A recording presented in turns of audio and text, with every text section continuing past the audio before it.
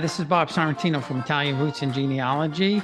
And be sure to check us out on Facebook and our newsletter. And also we have an audio podcast. And our great sponsors, Your Dolce Vita, Italy Rooting, and Aviativo Casa. Especially if you're looking for a home in Italy, they're the place to go. Today I have a guest all the way from Australia. Not too often I get to do that. Lucas Diacri. So welcome, Lucas. Thanks for being here. Thank you, Bob. Thank you so much for having me on your podcast. So everybody who's listening, interesting fact about Lucas and his sister Josie, they have the Italian Australian podcast. That's right. We started relatively not too long ago, I suppose. It was back in August last year. So what's that, roughly 6 months ago? And we do weekly episodes. And I'm thinking some of your listeners are tuning in, Bob. You've been kind enough to let me post on your Facebook page, which I need to thank you for as well. It's always good to reach new people, especially over in the States. So I think some of these guys are listening, which is, it's really exciting to know that there's people from all over the diaspora that are hopefully tuning in. And you know what's interesting about that is I think, of course, America, that's where I get most of my listeners from. But I think Australia is the second, certainly no more than third, but I think Australians tuning in are number two. So that's interesting for me. Very interesting. I think a lot of us have similar experiences and the similar stories. If anything, you guys are a little bit ahead of us, and maybe it's a bit of a sneak peek about how we sort of might be in a generation or two, with the sort of immigration starting a bit earlier in America compared to us in Australia, which is what it's what I enjoy the most, really, because it gives me a little look into how we might be once we hit the third, fourth, fifth sort of generation. So let's go there. So when did your family come and where are they from? Okay, so my dad's family's from Reggio, Calabria. My grandfather came about 18 months before my grandmother and the first child, which was my uncle. So my nonno come in 1952. They're from a little town called Sittezzano, which is Comune di Cosaletto, part of Reggio Calabria. And then, 18 months later, in 1953, my nonna came with my uncle Matt. And a little bit later on mum's side, that was 1960. They're from Rome. And my mum was born in Rome. So she was two. And she immigrated obviously with my two grandparents. Yeah. And, that's pretty interesting because that's what I find. I guess Australia's maybe like 50 years behind America because our big wave was obviously 1910 through like 1924 or so when they closed the States. And I think after World War II, it was very difficult to get here. So a lot of Italians went to South America and I guess Australia.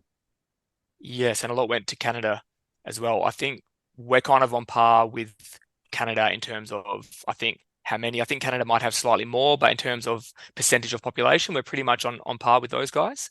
And I feel like it's around about the same time period that the Italians sort of left Italy for Canada compared to Australia as well. So I feel like we can relate pretty closely with those guys in Canada. And I think a lot of the migration to Australia was from Calabria, yeah? Big time. We speak about this in our podcast a fair bit. We have a lot of Calabrese, a lot of Sicilians. Obviously, same as you guys in America, it's predominantly all Southern. We do have definitely some pockets of immigrants from the north, but very much predominantly Southern. I think in order would probably be, Australia's a big country, depending where you are. Definitely over in West Australia, I think it's mainly Calabrese, Sicilian, maybe Abruzzese next. But lots of people from the south. And so why did your grandparents come? Well, unfortunately, particularly down in Calabria, there wasn't, as is well documented through your podcast, there wasn't much opportunity in terms of work. My family were farmers, didn't have too much happening really. So on the Dacqui side, they basically all left to go to either northern Italy, Australia, well, that was it really then. Into France. I went up to the border of France, a town called Ventimiglia. I think some of my grandfather's siblings actually crossed over, went into France. Some stayed on the border town just on the Italian side. And I think he only had one sister who stayed. So I think there was 5 of them a majority of them kind of left just because of the lack of opportunity. On my mum's side, my grandfather was a good mechanic, so he actually came to Australia as like a skilled worker. So he was able to. I should have checked with mum before this. I think they may have paid for their tickets out. I'm not 100% sure, but I think he was kind of sought after to come to Australia being a mechanic. And obviously there was a lot of work in that field, so their journey was probably a little bit easier knowing that they had work when he was going to arrive and that sort of thing. And he was able to get a good job sort of straight up, which I suppose just shows the difference a little bit sometimes being from central or north compared to the southerners, I think. Yeah, no, I think you're right about that. And in America, um, my grandparents and they were older because my parents were on the younger side of the family, so my grandparents were pretty old at the time, when they were talking and stuff like that. But did they talk about uh, home life in Italy and what it was like, pre-war, after war, those kinds of things? Yeah, yeah, for sure. My nonno on the Calabrese side, he was a great storyteller, so he loved to tell all the stories. You had to work out which ones were true and which ones were maybe fictionalized a fair bit, but they say never let the truth get in the way of a good story. So it was always great listening anyway.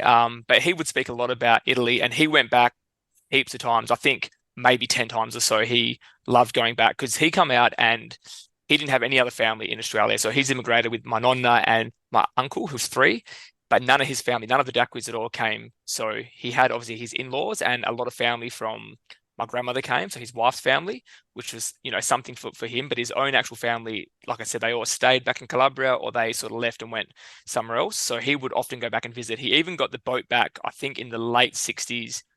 They weren't flying yet, so he was that keen to sort of get back and see his family and parents and stuff. He took the ship back and back again. So it's a That long must journey. It was a 28-day journey. I can only imagine what that boat Yeah. ride must have been like. Yeah. So, give us a flavor of what he would talk about.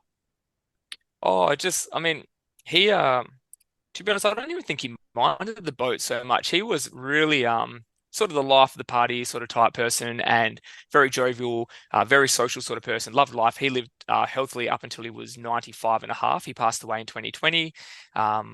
And yeah, he would just tell lots of stories about um, just the family environment. And he obviously had a big family back in Italy and extended family and all the cousins and all his friends and just the way life was tough. But I think that real family kind of environment and how they lived and what it's like over there, especially in southern Italy, I think he probably always missed that a little bit when he came to Australia. I mean, he was 27 when he came.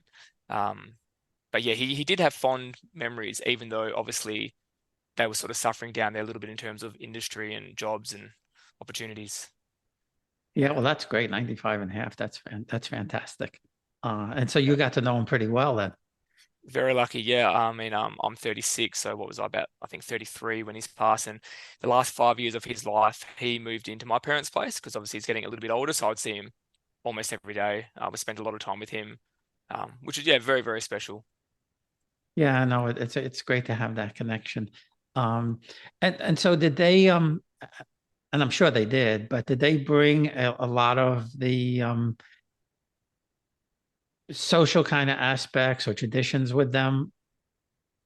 Yeah, definitely. I think what my take is that the Southern Italians compared to, because I've got a pretty good view here because Mum's family is central to North, really. If you go back, I'm not sure if we'll talk later in the podcast, but Mum's family is a little bit spread out as well. So both mum and her parents were born in Rome, but then from there they sort of spread out. So her dad's family is actually from Le Marche, and her mum's family got a couple of semi-roadblocks there, what we call the roadblocks. Not 100% sure on some of the origins further, but we think they're from outside of Rome and right up north and that sort of thing. But the difference I've seen is the Southerners really, well, definitely over here, seem to keep their traditions quite tight, and weren't so fussed about learning too much English and assimilating. And they kind of, because they came in droves, they were able to keep their communities together. And even though it wasn't my nonno's direct family, there was a lot of other people from his town and his area. So they kind of really kept the cultures and the things they would do and spend their time. Where I think the Central Italians and Northern Italians,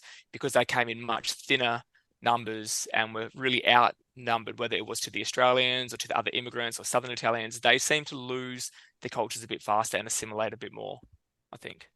Yeah, that's That true. makes I sense. think most of the immigrants to America were, like you said, Calabria, Sicily, Puglia, uh, Hmm. Campania, and from the north, there's some, but certainly not as many. Um, Hmm. and so I think it's the same kind of thing. Like I said, I think it's probably just a 50-year difference in where to go. So um, were they um were they accepted by the Australians when they first got there? We'll be right back. Experience Italy like never before, traveling with a scheduled group or create your own bespoke tour with friends with philitaly.com. Pack your bags and follow Phil. That's www.philitaly.co.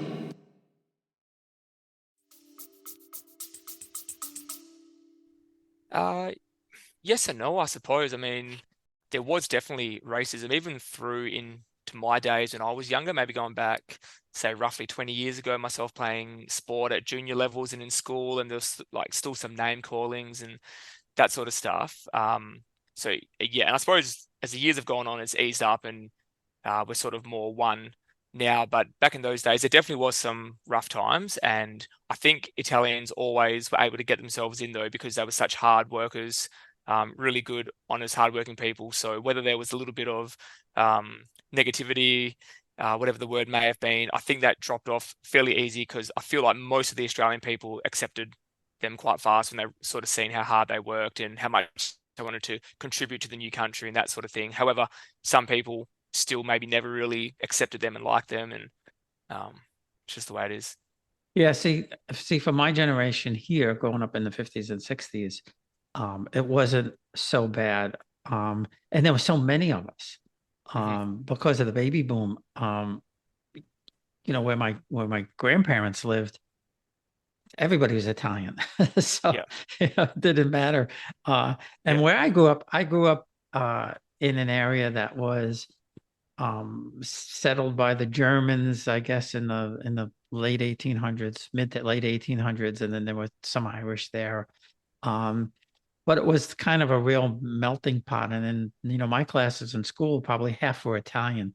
So, Hmm. um, I never really experienced that much. But the one thing, back then, if somebody would ask you, what are you? You would say Italian. Now we say Italian American, but Hmm. y- we always just said Italian when somebody asked. Yeah. Well, we're still definitely at that stage. I mean, in Australia, we are Italian. No one really says Italian Australia. It's maybe starting to come in now a little bit, and we're highlighting the differences through things like our podcast and your podcast and things where you really look at it. And I've heard you speak on yours, and it's kind of like we're not really Italian. We're either Italian American or we're Italian Australian, or we're Italian with, sorry, Australian with Italian background, all that sort of stuff. So we're the same here. Generally, someone will ask someone like myself, whether you've even got parents born in Italy, and you just say Italian, even though you're born here. So Yeah. Now, yeah. have you gone back? Have you been able to go back Yeah, yet? I'm very lucky. I've spent a lot of time there. I think I've done four separate trips. Haven't been for a little while though. My last trip was 2016. And like everybody who was planning to go back, it kind of got pushed back. And I'm actually, I need to mention, I'm in a bit of a time warp with your podcast at the moment, Bob, because since you reached out to line up this one, I've just started listening to the whole stack of them, but I'm up to about December 2020. So I've listened to your first 40 odd. So I'm still reliving Oh, all the COVID things. And you've heard the bad ones then. yeah, well, no, they're great. When I find a podcast that I like, I just listen to it over and over. So, yeah, I started from the start. I've listened to a few of the recent ones as well, just to sort of get a bit of a recent flavor. But yeah, I'm going back from the start and just listening through. So I'm reliving all the lockdowns and how you were supposed to go, and that got put back. And I know now that you have been because I've listened obviously to a couple of the recent ones, and obviously your episode that you did on the Italian American podcast. I've listened to that one, so I know that you finally got to go and do your trip, which is awesome. But yes, no, I have been four separate times and all roughly for about a month. I think one trip might have been a little bit shorter. Um, but we've got so much family there. So on mum's side, like I said, she's immigrated as a child. She came with nobody. So my grandparents and my mum came. No one else came.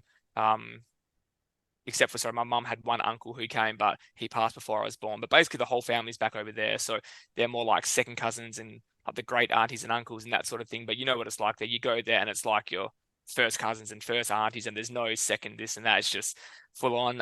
And same as on dad's side, there's a lot of family still there as well. So I've been lucky to spend a lot of time in Italy and kind of do not every region and everywhere, but majority north to south. There's still a few places I would love to see, especially now that I've dug further into my ancestry since my last trip, and I realize there's a few towns that we're potentially from I wouldn't mind to check out.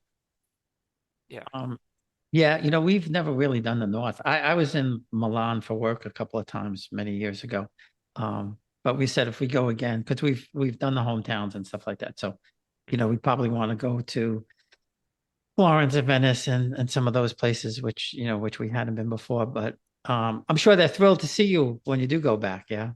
Yeah, they love it because not too many of them have visited Australia because number one, I mean, it's the same flight for us to fly there, but they just always say the flight's too long.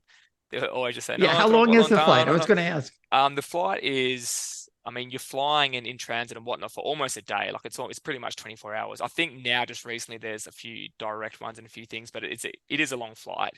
But I mean, it's so worth it once you're there. So yeah, most of them just say the flight's too long, and then none of them speak English.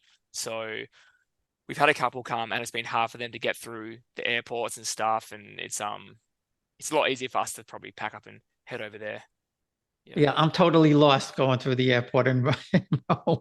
It's pretty crazy. I found, for anybody listening, I've been trying to learn Italian. I can't tell you how many times I tried everything, but now I'm using Duolingo, which seems to be working very, very well.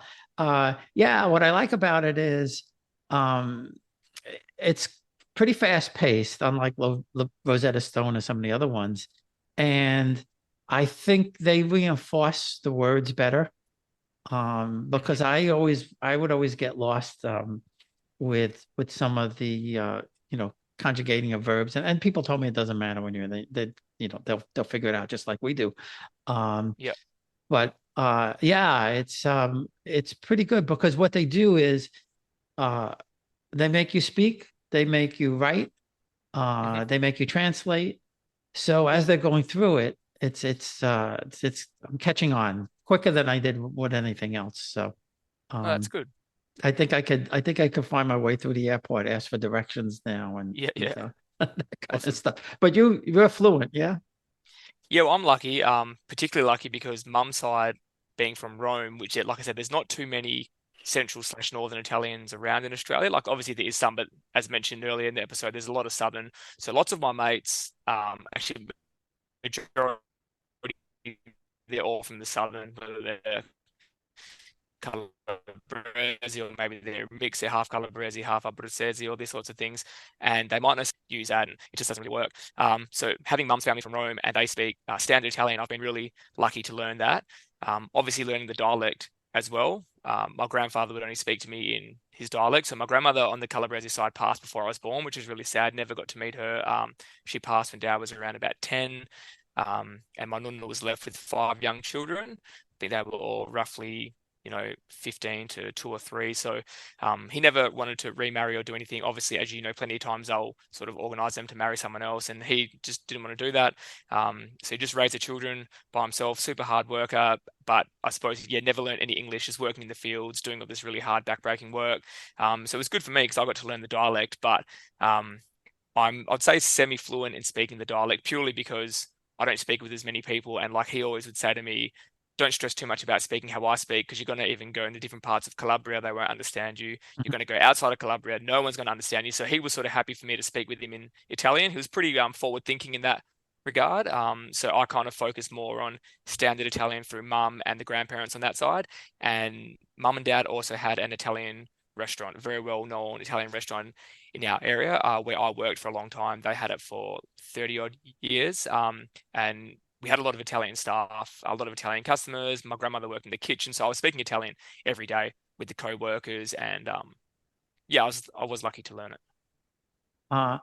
Yeah, so I was going to ask you about the food. So you actually had a restaurant. That's cool. Yeah, because mum and dad did, yes. And you've probably heard, people are confused when they go to Italy and they can't get fettuccine Alfredo because it doesn't exist. Yeah. So did they cook Australian Italian food, or did they cook real Italian food? A little bit to an extent. I think Josie and I have tried to break this down in one of our episodes already. It's strange how it kind of happened because the people who we had working in the kitchen, we had like other Italian-born people, and my dad, who's born here, but very Italian upbringing, and my grandmother. But it was almost like it just kind of happened instantly because some of the ingredients were different, and I'm not sure if they've seen another Italian restaurant was doing this sort of way. They just kind of sort of tried to cater, I suppose, for maybe some of the Australian people as well. But I think it was definitely, say, 3/4 Italian and a little bit Italian Australian, but majority, I think, over here, we haven't branched off too much to a full subculture. Definitely not in regards to food. Most Italian places over here, you're getting food that's pretty similar to Italy overall. Oh, that's cool. Yeah. Yeah. My wife made the mistake of asking for cheese on her seafood dish. Oh, yeah. He wouldn't even bring it. Well, that's an example. I think we used to put it on pretty much everything, but the menu stated it. So that's maybe one thing you can say that's slightly like Australianized. I'm pretty sure from memory we would just, that would go across the board and all the dishes. So little things like that, I suppose, yeah. We do over they here. said That to definitely me, doesn't fly there. and they said to me, "Well, you Americans, you make your sauce with ketchup," and I was like, "No, we're not that bad." Yeah. Yeah. Yeah. So let's talk a little bit about the podcast. Why did you start it? Well, as you know, there's the Italian American podcast, which you featured on as well, which was a great episode as well. So basically, I started listening to that a couple of years ago, and just got hooked on it. Just really, really just I really related to it, I suppose, because so many of the things they were speaking about, similar to your podcast, we have a very similar experience over here in Australia, slightly different, of course, but the episodes, really resonated with me. So I got my sister Josie to listen, not together so much, but to the episodes, and then I'll give her a phone call and we'll sort of have a little mini episode and discuss what they spoke about and the differences over here. We're doing all this stuff, and I was mucking around at the start because we didn't have any experience in this. And I said, Josie, why don't we try and do it? And she said, nah, no one's going to listen to us, and we don't know how to do it, and all this sort of stuff. So I got in contact with the guys over there, and they were just super encouraging. And we had a few video chats with John, and they sort of said, look, I think you guys will be good. There's nothing like this in Australia. Why don't you guys come on, be a guest on our show that can sort of like help you guys launch? So we did an episode with them, and then we just started doing weekly episodes. And so far, it's blown us away. We get a lot of really positive feedback. We have a lot of listeners. We get a lot of really nice emails sent in every week, and it's really spurring us to continue because, as you know, it is a little bit of work. But we feel like it's really important because we're kind of at that cusp now in Australia where the languages are starting to be lost. Some of the traditions are starting to die off. It's a bit of a fork in the road, I suppose, which way we're going to go with the culture. And we're really hoping to keep it strong. So. Yeah, that's super. And that's, certainly some of the things I'm trying to do here because, now we're into the fourth and fifth and probably close to the sixth generation. So, everything is starting to disappear, and they didn't grow up with all the aunts and uncles around the table and things like that. So, what kind of guests do you have, and how do you find them? Because I know how I find them. I'm interested on how you find your guests. Yeah, so we made a big list at the very start, and I showed John from the Italian American podcast, and he said, yeah, I reckon you have a lot of success with those sort of ideas.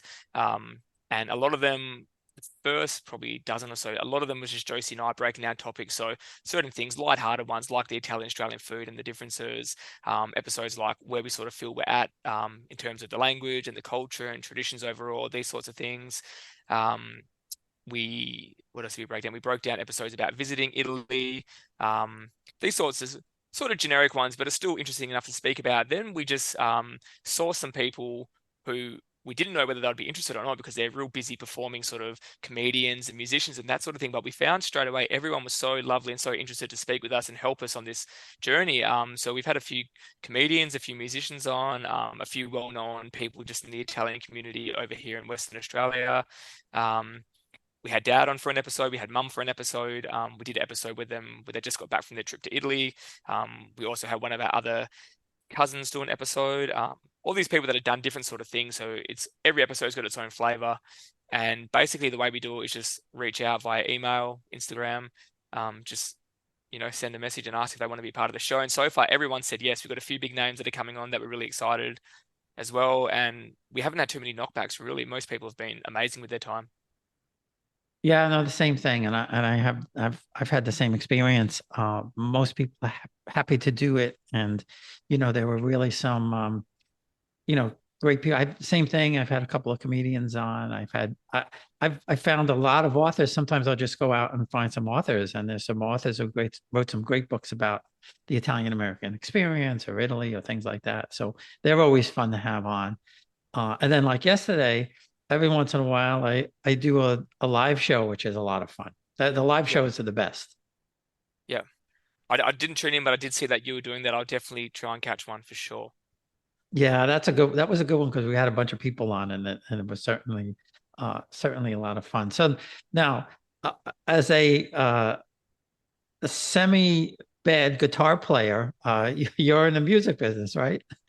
Yeah, so I'm really lucky to do music as a full-time thing at the moment, which kind of happened as a little bit of an accident. I've always done music my whole life since I've been in school, and um, so I worked in the restaurant as mentioned. The parents had the Italian restaurant. I worked there out of school, and I always did music on the side. So, but I was doing a lot more private events and weddings and functions and that sort of thing. I wasn't trying to break into it as a full-time job or really try and get into the scene.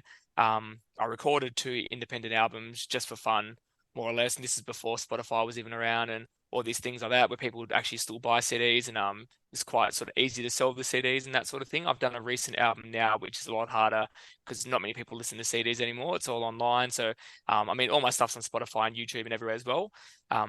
But yeah, we closed the family business down about 6 years ago, I think it was, and it was around about then I slowly started to get the music a bit more. I just I really just felt like I needed to do a bit more with my music, and I had all these new songs that I wanted to record and people to hear. So I was lucky enough just to try and sort of get my name out there enough around our sort of area of Western Australia to now be sort of like a semi-touring musician. When I say touring, it's going around sort of a 3-hour radius from where I live. There's a lot, it's a beautiful part of the world. There's a lot of beautiful breweries and wineries and vineyards and like beautiful, hotels and bars and all these sort of venues that I'm lucky enough to bounce around and do enough gigs at to sustain myself, which is awesome. So Well, that's great that you could sustain yourself. I couldn't sustain myself. We had a little band and we were all working full time and everything like that. So it was more of a kind of fun thing to do, but we had never had any intention of playing any place. yeah. And we were just practicing one day, and I said, "Yeah, we should give it a try. There's a bar down the block." And we went there, and the owner said, "I just canceled somebody because they stink. So if you want to try, you don't come." And so we Yeah. had we had no idea what we were doing. We could Yeah. barely figure out how to hook up all the equipment and everything like that. But it turned out all right. And I guess we did for a few years. And Oh, awesome. my friend Brian and I wrote a few songs, and Brian's fantastic. I could come up with some lyrics, and I would say to Brian, Brian, I think this should be a rockabilly song, and he'd make it a rockabilly song. Or I would say, this sounds like, could be a blues song. And he's a fantastic guitar player, so he Yeah. could just knock out a lead. The thing that would throw us though is um, we'd be playing live, and all of a sudden he'd go into a lead that we never heard before. Oh, okay. Yeah. Yeah. Yeah. So do That's a you good so thing about it. You can you improvise a little bit. yeah, do you do a solo act, or you play with a band, or both, or? No, I'm just solo. Just myself. So I play a lot of what you call like the stomp box, so you're using sort of drum with your foot, and I play a lot of the harmonica, and just acoustic guitar. So it's fairly chill, acoustic folk rock, a little bit acoustic reggae tones, just mellow sort of stuff overall. Um, but when you listen to the albums and recordings that I've done, obviously you can beef it up a bit more in the studio. So there's some lead guitar, there's bass guitar, there's proper drums, piano, there's all sorts of other instruments. But when I've recorded, I've never wanted to make it sound too far off if someone's going to come to a gig and see me perform live, if that makes sense. You don't want to throw in too many backing vocals and too many harmonies, and you can really make it sound really big production, but I'll sort of rather it be not too different to when someone sees me, if that makes sense. I feel like that's a better way to go as a solo performer. No, no, I know exactly what you mean. And Yeah. I'll have to send you a link to my friend Nick, who taught me how to play. And Yeah, for sure. he's he's done both, but he mostly does solo stuff. But he could sit in the room for 3 hours and play the whole Beatles catalog by himself and All sing right. it and everything. I don't know how he does it. Wow. and You he get could some play guys like that. and he could play and sing "Sympathy for the Devil," uh, which, if you listen to it and if you ever try, it's very difficult to do that song. Play the Yeah. guitar and sing that song because it's it's like an offbeat kind of thing. Yeah, yeah. So it's Yeah, nice. pretty interesting to watch him play that and sing that. But yeah, that's great. That's fantastic. And yes, we'll certainly put the links out there for your music and stuff so people can No, I find that. appreciate it. And it's tough to make a living that way, I guess. Huh?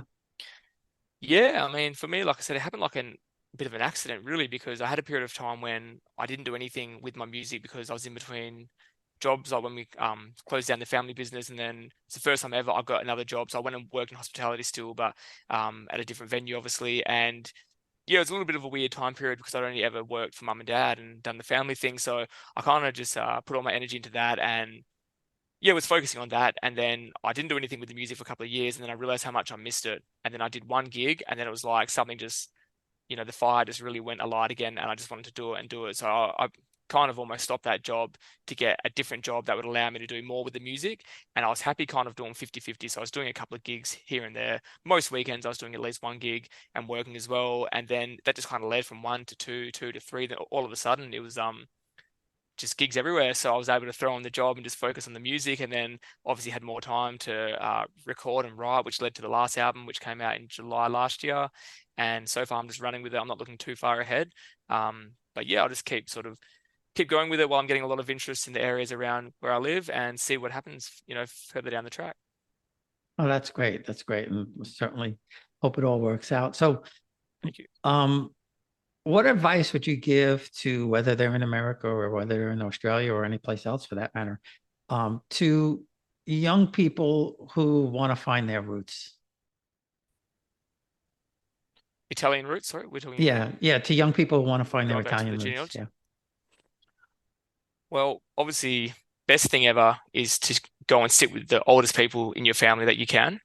But as I've learned, whatever they say, document it all. But you need to take it with, a bit of caution, because if I took every bit of information I've been told, even if it's your grandparents telling you something, often it's not quite true, or it's slightly skewed for whatever reason, whether it's their memory or, you just got to be careful. But obviously asking people, I still feel like is the best. It's a lot, as you know, easier than trying to go through the Antonati and find things that way. If you can speak to the people before they pass and that sort of thing, definitely do that. If you have family in Italy that you're able to contact and speak with, I know sometimes there's obviously a language barrier, but that's also a great way, because as on your podcast has mentioned several times, how a lot of these guys don't do the DNA and they don't do so many family trees. They know in the back of their mind, they know a lot of it. So if you can get in contact with some of these guys, they might have a wealth of information to share with you as well. And then obviously after that, it's things like the Antonati and Family Search. And we're lucky these days that it's a lot easier with the internet and people you can reach out to with online and that type of thing. Yeah, that's super. That's fantastic. So before we go, where could people find your podcast and where can they find your music? Yeah, so both are similar. For music, Lucas Dackley Music on Instagram, on Facebook, it's on YouTube, Spotify, basically anywhere on the internet. They can search me, Lucas Dackley Music, and the podcast is similar as well. I think the podcast streams everywhere you can get podcasts. I'm pretty sure it will come out. The main ones people listen on is obviously Apple and Spotify, or our website at the Italian Australian Podcast. But yeah, Italian Australian Podcast. We're on Instagram. We're on Facebook. But yeah, if you can just type that in a generic search, and it should be the first one that pops up. Fantastic. That's great. And tell Josie we missed her. Well, next time we'll make sure she's able to get on. We're going to have you, Bob, on our podcast for sure, and would love you to speak about your genealogy research and give some tips to all the guys over here in Australia, and you can share your amazing story on what you've done. So we'll definitely line that up for later in the year as well, so you can catch up with Josie then. All right. That's fantastic. Thanks again.